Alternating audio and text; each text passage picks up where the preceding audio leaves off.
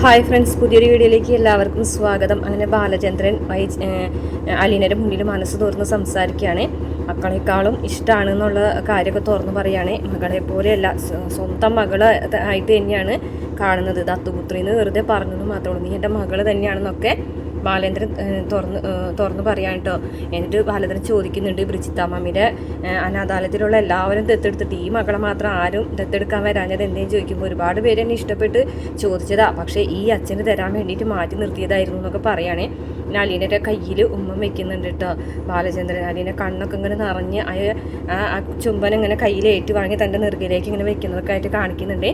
പിന്നെ പറയുന്നത് നമ്മുടെ വൈജയന്തി വീട് വിട്ട് പോകാണ് കേട്ടോ. മുത്തശ്ശിനൊക്കെ കൊണ്ടുപോകും വൈജയന്തി.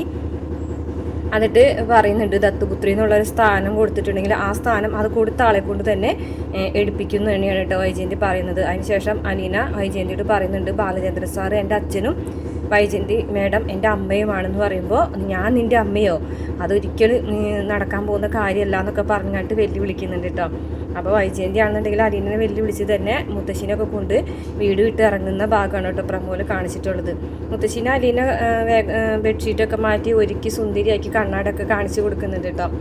അങ്ങനെ ഇന്നത്തെ പ്രമോ അത്രയാണ് കാണിച്ചിട്ടുള്ളത്. വീഡിയോ ഇഷ്ടപ്പെട്ട ചാനൽ സബ്സ്ക്രൈബ് ചെയ്ത് സപ്പോർട്ട് ചെയ്യണേ.